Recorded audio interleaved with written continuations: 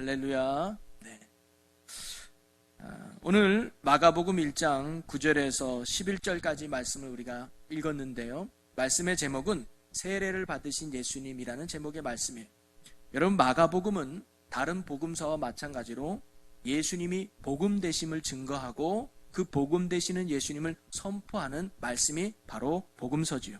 특별히 마가는 다른 복음서와는 다르게 예수님의 탄생이나 어린 시절의 이야기 없이 바로 공생애를 시작하는 내용으로 출발합니다. 그러면서 마가는 예수님이 공생애를 시작하기 전에 하신 두 가지 사건을 먼저 기술하고 있어요.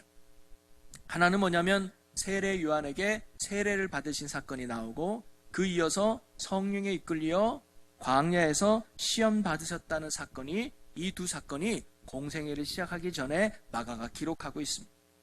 오늘은 그 두 번째 중에 하나인 세례 요한에게 세례 받으신 예수님에 대해서 한번 살펴보려고 합니다. 그래서 크게 두 가지인데요. 하나는 예수님이 받으셨던 그 세례는 어떤 의미가 있는가? 그리고 예수님은 왜 세례를 받으셨을까? 그 속에 담겨져 있는 하나님의 깊으신 뜻을 살펴보면서 오늘도 저와 여러분이 은혜 받는 귀한 시간이 되시기를 주님의 이름으로 간절히 축원합니다. 자, 먼저 요한이 베풀었던 세례, 그 세례는 무슨 의미가 있을까요? 아마 여기 예배 드리러 예배 앞에 나온 여러분은 다 세례 받으셨죠? 네, 아마 교인이라면, 교회를 어느 정도 다녔다면 다 세례를 받을 거예요. 내가 예수를 믿느냐, 내가 구원을 받았느냐의 증표로 우리는 세례를 행하고 있죠. 그래서 세례란 의미는 뭐냐면 물에 담그거나 물로 씻어서 베푸는 거룩한 의식이 바로 세례죠. 그래서 죄를 씻어줌, 그리고 완전히 새롭게 됨, 삶이 온전히 변화되었다고 하는 의미를 상징적으로 표현해주고 있는 것이 바로 세례입니다. 한마디로 말하면 죄를 용서받고 구원받은 자에게 베푸는 의식이 바로 세례라는 것이죠. 당신은 이제 죄가 용서받았습니다. 당신은 이제 더 이상 죄인이 아닙니다. 그리고 당신은 이제 새 사람이 되었습니다라고 하는 영적인 선포와 공포가 바로 세례라는 의미죠. 바울은 고린도전서에 보면 세례가 어떤 의미인가를 우리에게 또 한번 설명해 주는데, 고린도전서 10장 2절 말씀에 보면 화면에 나오네요. 모세에게 속하여 다 구름과 바다에서 세례를 받고, 바울은요, 이스라엘 백성이 구름과 바다에서 세례를 받았다라고 나와요. 여러분, 구약 성경에는 세례를 받았다라는 표현이 나오질 않아요. 그런데 바울은 이스라엘 백성이 세례를 받았다고 보는 거예요. 어디에서 받았냐? 바다 가운데서 받았다고 보는 거예요. 여기서 바다는 뭘 상징하느냐? 홍해 바다를 의미하는 거예요. 즉 홍해를 지난 것을 이스라엘 백성이 세례 받았다라고 보는 거예요. 그러면 홍해를 지났다는 것은 어떤 의미가 있을까요? 홍해를 지난 것은 홍해 이전의 삶이 있고 홍해 이후의 삶이 있는 거예요. 즉 홍해를 지났다는 것은 홍해 이전의 삶을 끝내고 이제는 홍해 이후의 삶으로 살아간다고 하는 의미가 바로 홍해를 지났다라는 의미가 담겨질 수 있습니다. 자, 그러면 홍해 이전의 삶은 어떤 삶이에요? 애굽에서의 삶이에요. 애굽은 어떤 삶이에요? 하나님을 알지 못하고 죄 가운데 살았던 삶을 말하는 거예요. 그러면 홍해 이후의 삶은 어떤 삶이에요? 가나안의 삶이에요. 가나안은 어떤 삶입니까? 이제는 하나님이 나의 주인을 삼고 하나님을 왕으로 삼고 하나님을 목적으로 삼고 살아가는 삶의 내용이 가나안에서의 삶이에요. 바로 홍해를 지났다고 하는 말은 뭐냐면 바로 하나님이 없이 살았던 애굽의 삶을 끝내고 이제는 하나님을 주인 삼고 하나님을 내 인생의 목적으로 삼는 삶을 살아간다고 하는 결단과 고백이 바로 홍해를 지났다. 그것이 세례라고 하는 것이죠.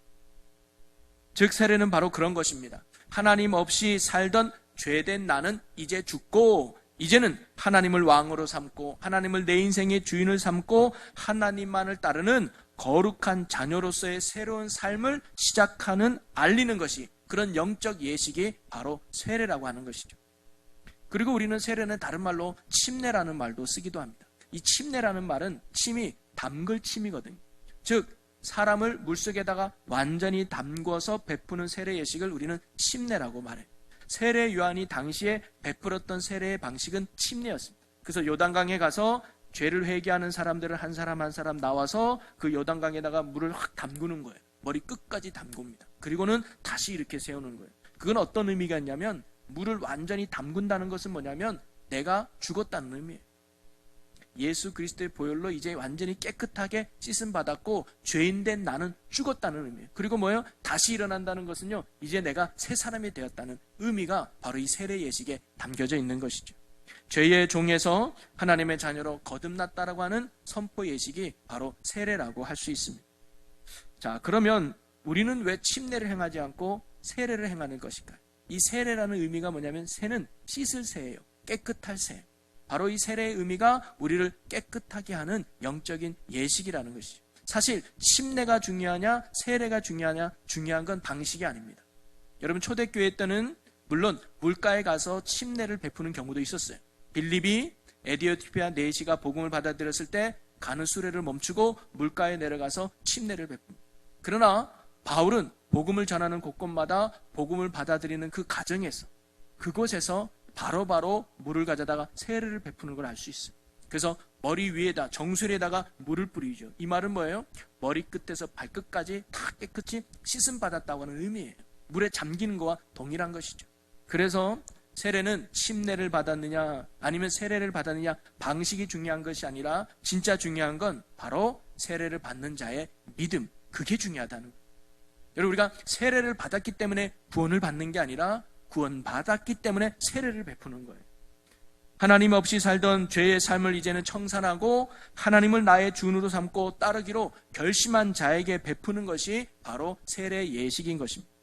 그러기에 침례든 세례든 방식이 크게 중요한 것이 아니라 중요한 것은 믿는 자의 믿음과 고백이 중요하다는 거죠. 특별히 세례 요한이 베푼 세례는 바로 회개의 세례였습니다. 이는 더욱 죄인들에게 베풀었던 세례 예식이었죠. 내가 죄를 지었어요. 내가 이러이러한 죄를 지은 것을 회개해요. 그래서 당신의 죄가 용서받았음이라고 하는 증표로 베푼 것이 바로 세례였다는 것이죠. 바로 예수님은 요한에게 와서 이런 세례를 받으러 요한에게 온 것입니다. 자, 그러면 예수님은 왜 세례를 받으시려고 했을까요? 제가 방금도 말씀드렸지만 세례는 죄인된 사람이 자신의 죄를 회개하고 그 죄가 용서받았다고 하는 증표로 베푸는 예식이 세례 예식이라고 그랬잖아요. 그래서 세례는 죄인들에게 베푸는 것이 세례예요. 자, 그런데 예수님이 죄인입니까? 예수님은 죄가 없으신 분이에요. 그래서 히브리서 4장 15절에 보면 우리에게 있는 대제사장은 우리의 연약함을 동정하지 못하실 이가 아니요 모든 일에 우리와 똑같이 시험을 받으신 이로되 죄는 없으시니라. 죄가 없으신 분이 바로 예수님이에요. 아니, 죄가 없으신 분이 왜 세례를 받으려고 했을까요? 이 요한도 예수님이 죄가 없는 분임을 알았어요. 그분이 능력이 많은 분임을 알았어요. 그래서 자신은 그분의 신들매를 감당하기조차 어려운 능력의 분이라는 사실을 바로 요한도 알고 있었죠. 그래서 동일한 사건이 기록되어 있는 마태복음에 보면 이렇게 자기에게 세례를 받으러 오시는 예수님을 향해서 요한이 이렇게 말합니다. 마태복음 3장 14절에 보면 요한이 말려 이르되 내가 당신에게서 세례를 받아야 할 터인데 당신이 내게로 오시나이까. 한마디로 말하면 오 주여 이러시면 아니되옵나이다, 이렇게 말하는 거죠. 당연한 거예요. 죄도 없으신 그분이, 하나님의 아들이 되시며 능력이 많으신 그분이 죄인들이 받아야 될 세례를 받으러 나왔다? 요한은요 이해할 수 없는 거예요.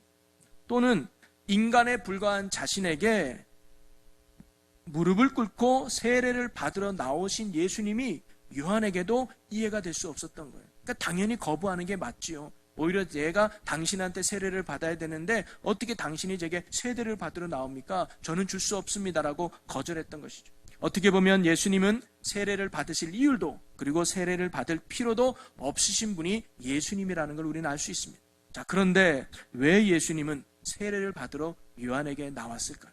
저는 오늘 이 부분을 중점적으로 여러분과 함께 말씀을 나눠보려고 그래요. 세례를 받으신 예수님에 대해서 이번 주와 다음 주 2주에 이어서 함께 나눠보려고 하는데 오늘은 바로 요 목적. 왜 예수님이 세례 받으려고 했을까? 여기에는 뭔가 우리에게 알려주시고자 하시는 깊으신 뜻이 있지 않겠나?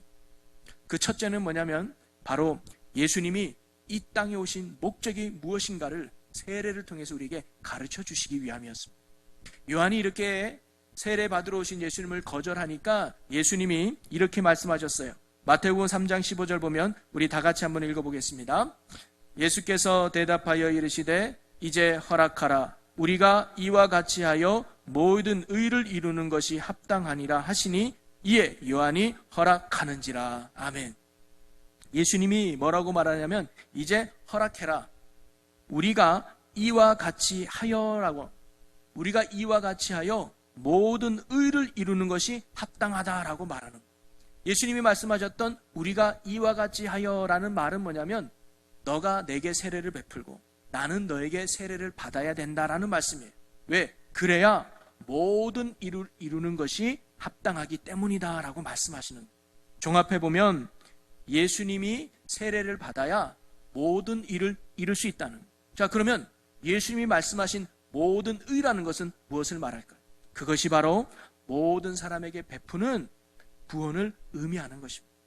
모든 사람들에게 구원을 베푸는 하나님의 의가 이루어지기 위해서 예수님이 뭐예요? 세례를 받아야 된다는 거예요. 그래서 예수님이 세례를 받음으로 말미암아 이 땅에 구원을 주시는 예수님이라는 사실을 가르치고 알려주기 위해서 예수님이 세례를 받으셨다는 거죠. 여러분, 세례는 아까 제가 뭐라고 그랬습니까? 세례는 죽는 겁니다. 죄인된 나는 죽는 거예요. 그리고 이제 새로운 존재로 거듭났다는 의미가 세례예요. 죄인된 나는 죽고 새로운 삶으로 시작한다는 것이 바로 세례라고 할 수 있습니다. 바로 예수님이 이와 같은 세례를 받으신 이유는 본인이 죄를 지었기 때문에 이 죄를 용서받고자 세례를 받으신 것이 아니라 바로 이 땅에 오신 목적이 죽음과 생명을 위해 오셨다는 것을 가르쳐주기 위해서 예수님이 세례를 받으셨다는 거예요. 이는 뭘 의미합니까? 죽음은 바로 예수님의 십자가를 의미하고 생명은 예수님의 부활을 의미하는 것입니다. 바로 예수님은 십자가에서 온 인류의 죄를 대신해서 죽으시고 다시금 부활하셔서 모든 믿는 자들에게 생명이 되어주시기 위해 오셨다는 것을 예수님이 몸소 세례를 받으시면서 우리에게 알려주신 거예요. 바로 죄 없으신 예수님이 죄인들이 받는 세례를 기꺼이 받으셨던 것은 바로 예수님이 죄인들을 위해서 십자가에서 죽으시고 부활하실 것을 상징적으로 보여주는 사건이었던 것입니다. 그리고 또 두 번째는 바로 하나님이신 예수님이 죄인이 되어주셨다는 것을 보여주는 게 세례입니다. 여러분, 예수님이 세례를 받으신 것은 그가 죄를 지었기 때문이 아니라 죄인과 같이 되었다는 것을 말해주고 있습니다.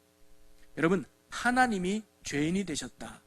우리가 쉽게 이해할 수 없는 대목이기도 하죠. 사실 우리는 죄를 싫어합니다. 그리고 죄인과 함께하기를 꺼려하죠.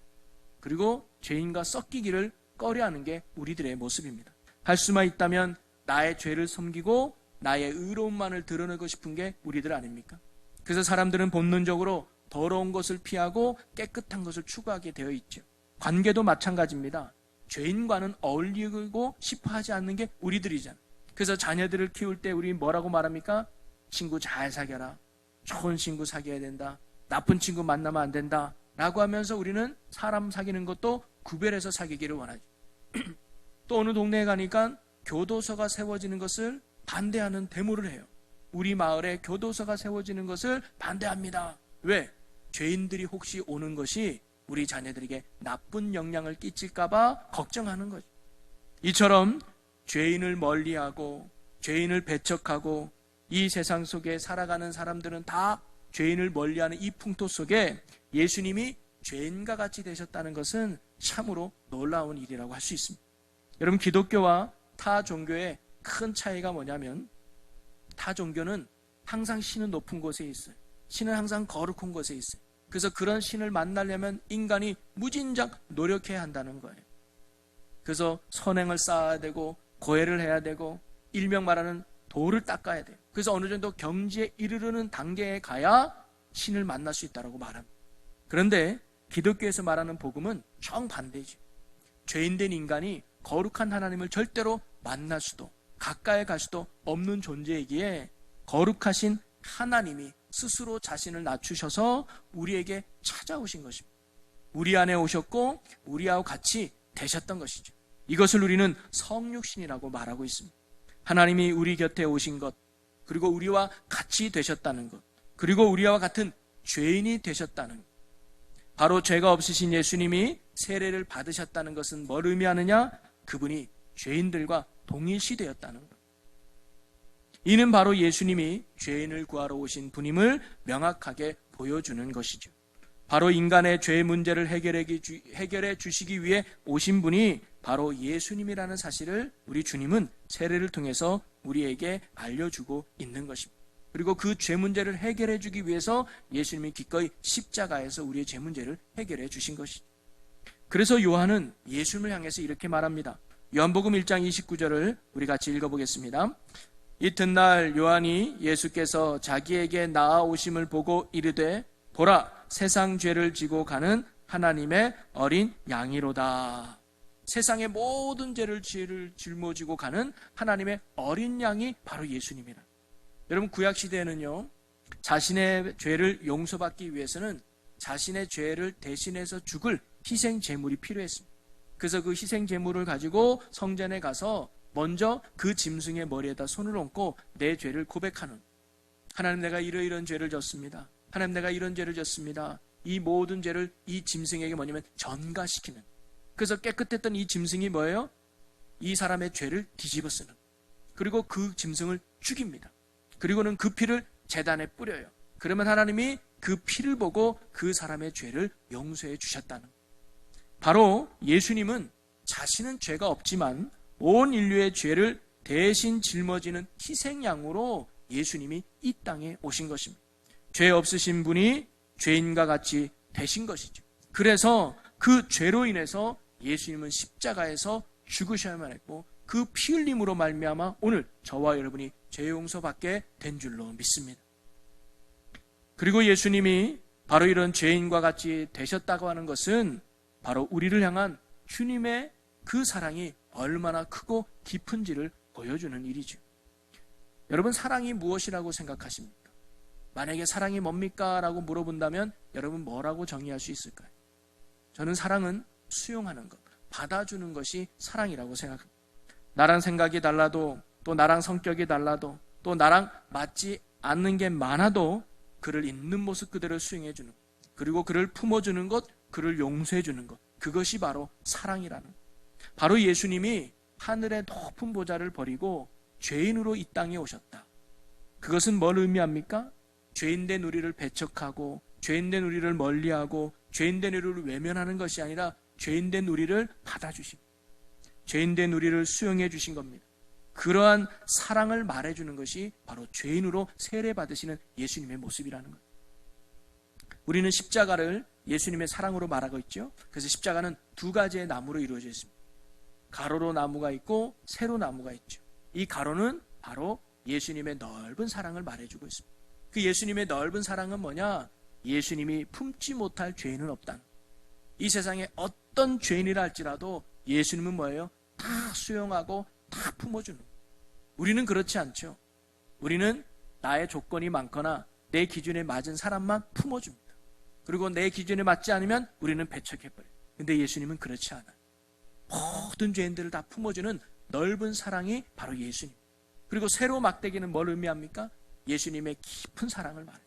이 사랑은 뭐예요? 변함이 없는 사랑, 한결같은 사랑, 끝까지 사랑하는 사랑이죠. 근데 우리는 때론 변하지 않습니까? 오늘 좋다고 해도 내일 달라지는 게 우리의 사랑이잖아. 근데 주님의 사랑은 뭐예요? 한결같은, 변함없이 우리를 끝까지 사랑하시는 분이 바로 예수님이신 줄로 믿습니다. 집 나간 둘째 아들을 기다리고 또 기다렸던 아버지 같은 사랑이 바로 주님의 사랑이라는. 그래서 바울은 예수님에 대해서 이렇게 말하고 있습니다. 로마서 5장 8절에 보니까 우리가 아직 죄인 되었을 때에 그리스도께서 우리를 위하여 죽으심으로 하나님께서 우리에 대한 자기의 사랑을 확증하셨느니라. 이건 뭐냐면 우리가 아직 죄인 되어 있을 때에 예수님은 우리를 배척하고 우리를 멀리하고 우리를 외면하지 않고 우리에게 오셨다는. 야, 내가 그래도 하나님인데, 내가 그래도 거룩한데 네가 그런 죄를 졌어? 난 너한테 갈 수가 없어 라고 우리를 멀리한 게 아니라 죄인 우리에게 오셨다는. 그리고 우리가 아직 죄인 되었을 때에 야, 나는 너 같은 사람을 위해서 죽을 수 없어, 나는 너 같은 사람을 위해서 희생할 수 없어 라고 우리를 멀리한 것이 아니라 우리가 아직 죄인 되었을 때에 예수님이 우리를 위해서 뭐예요? 죽어주셨다.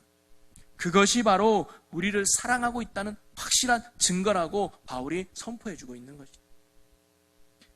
여러분, 바로 예수님은요, 어떤 죄인도 멀리하거나 배척하거나 외면하지 않으시고 품어주시고 수용해주시는 그 사랑을 보여주시는 것이 바로 죄인으로 이 땅에 오셔서 세례받는 그 사건이 우리에게 가르쳐주는 것입니다. 당시 유대인들은 자신들의 의에 갇혀서 사람들을 쉽게 정죄하고 판단하고 그리고 배척해버렸습니다. 특별히 사마리아 사람들과는 말도 걸지 않았죠. 그리고는 그 땅으로 걸어가지도 않았습니다.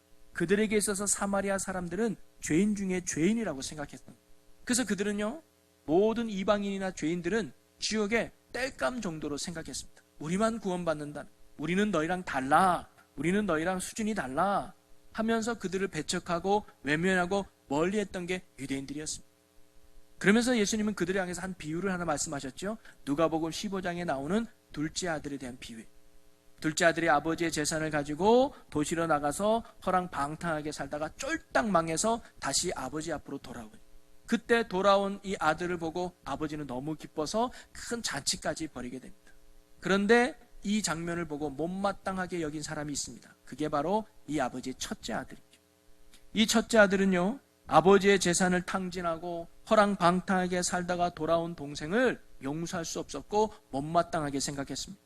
그리고 자신은 그런 동생과는 다르다고 이 아들은 생각했던 것이죠. 그리고 그런 아들을 위해 혼내기는커녕 오히려 큰 잔치를 벌이는 아버지를 이 아들은 몹시 서운하고 그리고 속이 상했던 것이죠. 첫째 아들의 기준으로 봐서는 이 동생은 절대로 용서받을 수 없는 죄인 중에 죄인이었어요. 그리고 오히려 자신이 사랑받아야 될 의인이라고 이 첫째 아들은 생각했던 것이죠. 자기만의 의의 기준을 세워놓고 그 기준에 미달되면 무시하고 배척하고 정죄해버리는 사람이 바로 이 둘째 아들이었다는 거예요. 그런데 오늘날 우리들도 이 둘째 아들과 같은 모습 속에서 혹시 살아가고 있지 않습니까? 나의 의의 기준에 맞춰서 이거와 다르거나 여기에 미달되면 우리는 쉽게 비판해버리고 쉽게 정죄해버리는 우리의 모습도 있죠. 교회 안에도 그런 분들이 있는 것 같아요. 어떻게 저렇게 신앙생활을 저렇게 하지? 아니, 어떻게 예배를 저렇게 드리지? 어떻게 기도를 저거밖에 못하지? 하면서 나의 의의 기준에 맞춰서 그 사람을 정죄해버리고 판단해버리는 우리의 연약함 있지요. 여러분, 세상에 전쟁이 일어나고 분쟁과 다툼이 생기는 이유가 무엇일까요? 그것은 다른 사람을 수용하지 못하는 우리의 이기심 때문이 아닐까요? 왜 사람들이 이혼을 하고 서로 간에 믿음이 깨지고 관계가 파괴되는 이유가 어디 있습니까? 다른 사람을 수용하고 품지 못하는 우리의 이기적인 마음 때문이라는 거예요. 아니, 목사님이 몰라서 그럽니다. 그 사람이 얼마나 나쁜 사람인데, 그 사람이 얼마나 큰 죄인인데요, 그 사람은 전혀 우리에게 도움이 되지 않아요, 오히려 우리를 손해를 끼칠 사람뿐이에요 라고 말할 수 있는 분도 계실지 모르겠어요. 그런데 복음은 바로 그것을 뛰어넘는다는 거예요. 손해를 넘어서, 피해를 넘어서, 아픔을 넘어서 상대방을 수용하고 받아주는 것, 그것이 바로 복음의 능력이라는 거예요. 왜냐하면 복음 되시는 예수님이 우리에게 그렇게 하셨기 때문입니다. 예수님이 죄인과 같이 되셨다는 것은 그분에게 있어서는 어찌 보면 엄청난 손해요, 엄청난 손실이었죠. 그런데 예수님은 그것을 넘어서 우리를 품고 우리를 사랑해 주셨다는 거예요. 그 사랑 때문에 저와 여러분이 구원받고, 그 사랑 때문에 저와 여러분들이 죄 용서받고, 그 사랑 때문에 저와 여러분들이 하나님의 자녀가 된 줄로 믿습니다. 그래서 예수님이 우리의 복음이 되시는 거죠. 삭개오는 죄인된 자신을 아무도 자기를 인정해 주지 않고 세상 사람들이 손가락질하며 외로움에 있던 이 삭개오에게 예수님이 찾아와 주십니다. 그것이 삭개오에게는 뭐예요? 복음이 되었던 거예요. 바로 그 복음이 경험한 이 삭개오는 바뀌게 됩니다. 그래서 이웃을 돈으로만 봤던 삭개오가 이제 사랑의 눈으로 그들에게 재산을 나눠주고, 누군 것을 훔친 것이 있다면 내가 4배나 갚는 그런 관계 회복을 삭개오가 가져오게 되죠. 여러분, 초대교회 당시에는요, 주종 관계들이 있었습니다. 주인이 있으면 종들이 있었어요. 노예들이 있었어요. 그래서 주인이 종들을 거의 물건 취급했습니다. 멸시하고 천대하고 배척하고 외면했던 게 주인이 종들에 대한 태도였습니다. 그런데 초대교회 당시에 이 주인들에게 복음이 들어가니 어떤 변화가 일어나느냐? 멸시했던 종들을 가족처럼 여기는, 또 유대인들에게 복음이 들어가니까 죄인 취급하며 지옥의 땔감 정도로 여겼던 이방인들을 유대인들이 뭐예요? 가족처럼 여기는, 형제 자매처럼 받아들이는 놀라운 변화가 일어나게 되더라는 거죠. 왜냐? 그들에게 있어서 복음은 바로 모든 사람을 수용하고 받아주는 능력이 되었기 때문입니다. 여러분, 오늘도 복음의 능력은 동일한 줄로 믿습니다. 그래서 복음이 우리 가정에 들어오면 사랑이 회복되고요, 복음이 우리 사회에 들어오면 관계가 회복되는 것이고, 복음이 내 안에 들어오면 증오와 미움이 떠나가고 긍휼과 사랑이 내 안에서 샘솟게 되는 것이죠. 그것이 복음이 주는 능력인 줄로 믿습니다. 사랑하는 성도 여러분, 지금 마가는 로마에 있는 기독교인들을 생각하면서 그들에게 복음서를 기록하고 있어요. 아마 로마에 있는 기독교인들은 자신을 핍박하고 자신을 힘들게 하는 네로 황제가 몹시 미웠을 거예요. 그리고 자신을 핍박하고 괴롭히는 로마 군인들에게 아마 로마 기독교인들은 화가 났을지도 모르겠어요. 그리고 그러한 감정은 원망과 불평으로 이어지면서 그들의 신앙을 병들게 했을 거예요. 마가는 그런 그들에게 복음이 필요한 걸 알았습니다. 원수까지도 사랑할 수 있는 복음의 능력이 그들에게 다시 일어나기를 원했던 것이죠. 그러면서 그들에게 오늘 외치고 있는 것 같습니다. 여러분, 복음이 여러분 안에서 다시 살아 역사하기를 원합니다.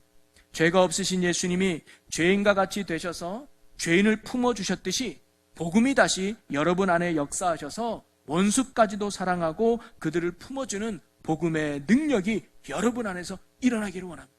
그것이 그리스도인들이 승리하는 비결입니다라고 선포하고 이야기하고 있는 것입니다.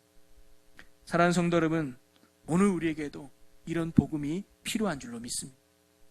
나랑 좀 다르면 쉽게 배척하고 외면하고 멀리하며 심지어 정죄해버렸던 우리에게 예수님의 복음이 필요하다는 거죠. 예수님의 복음이 내 안에 들어올 때 우리가 사람을 배척하고 외면했던 삶이 그를 수용하고 품어주는 삶으로 바뀌게 될 줄로 믿습니다. 복음이 내 안에 들어오면 우리가 증오하고 미워했던 대상이 이제는 용서와 사랑의 대상으로 바뀌게 될 줄로 믿습니다. 그것이 복음이 주는 능력이란, 바로 예수님은 세례를 받으시면서 우리에게 그 사실을 가르쳐주고 있는 것이죠. 비록 너희가 죄인이지만 나는 너희를 멀리하거나 배척하지 않는다. 나는 너희를 있는 그 모습 그대로 품어준다. 그것이 나의 사랑이고 그것이 능력이다. 우리 안에 예수가 살아있으면, 우리 안에 예수님이 모셔드리면 우리도 예수님과 같은 이런 사랑의 복음의 능력으로 살아가게 될 줄로 믿습니다. 오늘 저와 여러분이 다시금 예수 그리스도 안에서 이런 복음의 능력 안에서 관계가 회복되고 사랑의 열매를 맺어서 주님의 기쁨으로 살아갈 수 있는 우리 모두가 되시기를 주님의 이름으로 간절히 축원합니다. 우리 기도하겠습니다. 사랑과 은혜의 아버지 하나님, 죄인된 우리의 죄 문제를 해결해 주시기 위해 기꺼이 죄인이 되셨던 주님, 주님의 그 사랑과 은혜가 있었기에 오늘 우리가 죄 용서받고 하나님의 거룩한 자녀가 된 줄로 믿습니다. 우리에게 복음이 되시는 예수님을 믿습니다. 그 복음이 또한 우리에게 능력이 됨을 믿습니다. 예수님의 복음이 다시 우리 안에 살아 역사하는 저희들이 되게 하여 주시옵소서. 그리하여 내 안에 미움과 증오가 사라지게 하시고 사랑과 용서가 샘솟게 하여 주시옵소서. 내 안에 사람을 배척하고 외면하고 멀리했던 교만한 마음이 사라지게 하시고 나랑 좀 달라도 있는 모습 그대로 인정하며 그를 수용하고 받아주고 또 은혜가 넘치는 우리의 복 있는 삶이 되게 하여 주시옵소서. 우리의 참된 복음이 되시는 우리 주 예수 그리스도의 이름으로 기도하옵나이다. 아멘.